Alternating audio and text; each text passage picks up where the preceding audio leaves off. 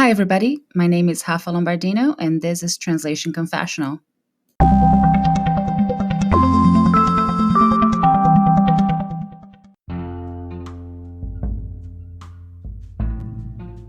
Translating into your second language.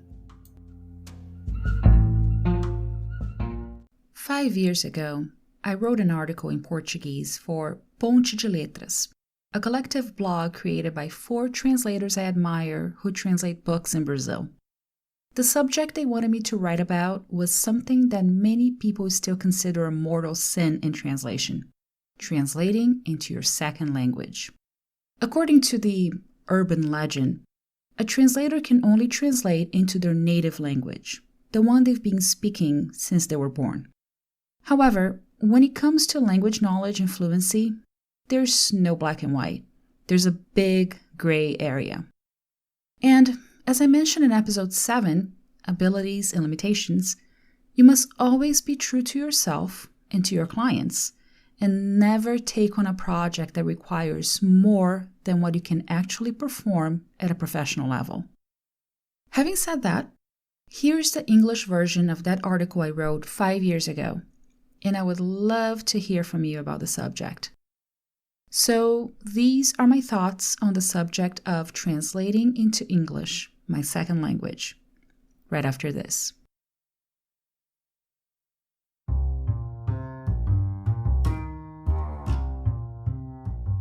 Before we continue, I wanted to tell you a bit about Audio Converter Pro.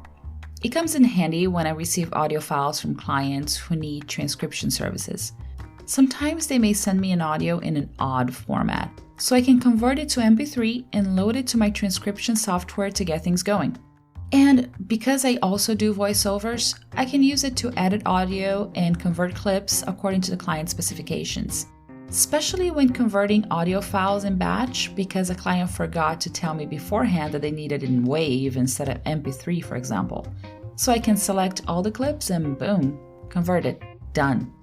If you'd like to give Audio Converter Pro a try, go to this webpage, bit.ly/tc-ac. It's easy to remember. TC is for Translation Confessional and AC is for Audio Converter. Once again, the webpage is bit.ly/tc-ac.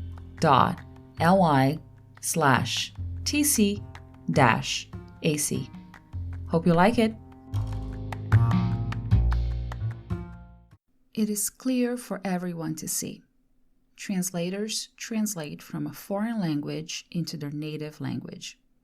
However, there's always an exception for every rule. I was born in Brazil and grew up and went to school there for the first 22 years of my life. Then, I moved away.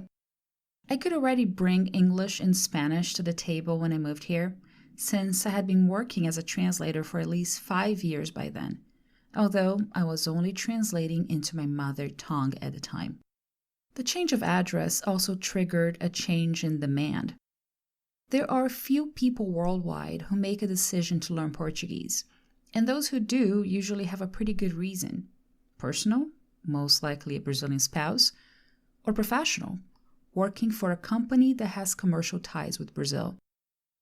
And among these very few individuals, the amount of English speakers who end up going into translation is even smaller.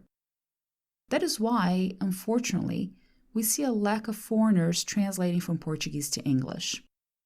As a Brazilian who immigrated to California, I started to receive requests for translations from Portuguese to English. At first, these were personal or business documents.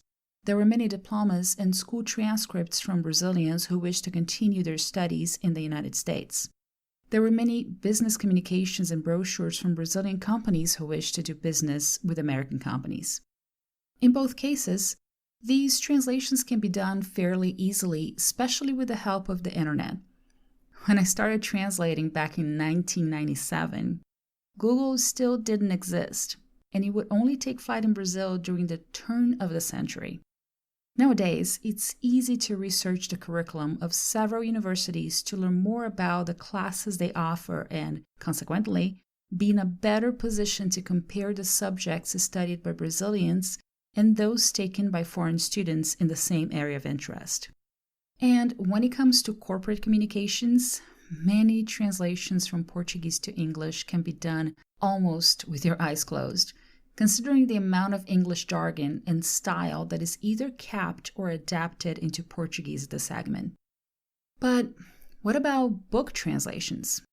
In 2010, I started to diversify my portfolio because literary translation is what had first attracted me to this industry.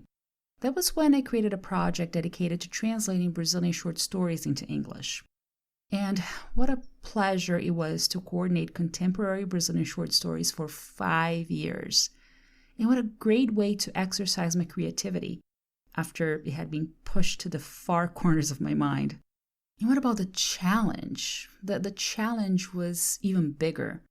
What can you do when you come across a diversity of voices, styles, and slangs that exist in a country with continental dimensions like Brazil? The strategy I followed was to research equivalent expressions exhaustively, always trying to get as close as possible to what had been said by the author. That certain Brazilian flavor may get lost sometimes, but the feelings and emotions experienced by readers is somehow conveyed in English. In addition to these short stories, I also started translating several books by Brazilian authors who wished to have their work available in English. These translations, while equally rewarding, are way more intense. Books take months until they're finally ready to go. And when you're translating into your second language, no matter how fluent you are always prone to having more questions than you would in your mother tongue, that language that provides you that gut feeling deep down that tells you, this is right, but that's not so good. This reads very naturally. Now this looks like translationese. Prepositions. These are the true villains when you translate into English. These short little words can be a huge pain in the neck. In, on, at, out, off, up, away. Use the wrong preposition and you change the entire meaning of a sentence. Instead of putting out the fire of desire, you could actually put off the reader. And if you no longer have the reader's attention, you're doing a disservice to the author, who hunched over their manuscript for months or years, trying to find just the right word. Well, that is true of translations in any language, though, whether you're translating into your first or second language.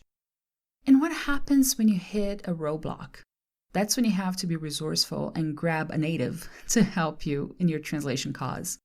I turn to my husband and ask, how would you say XYZ in English? I send out a text to a friend, writing a sentence and leaving a space in the middle of it, so that she can fill in the blank with a verb or preposition she would use if she were writing it in English, her native language. We try things out, we make things up, and learn something new.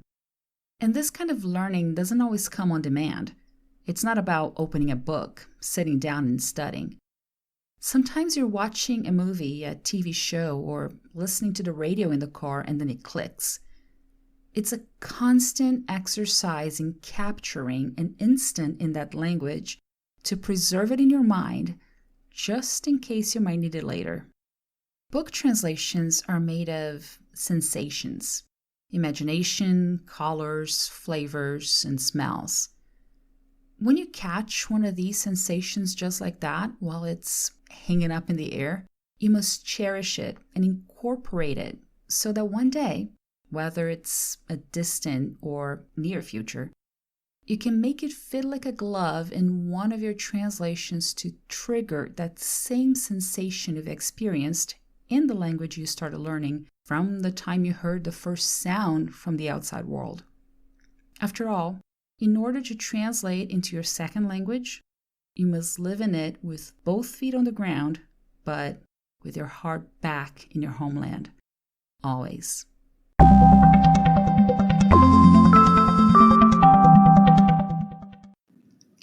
Send me an email at rlombardino@wordawareness.com or leave a voice message on my Anchor page.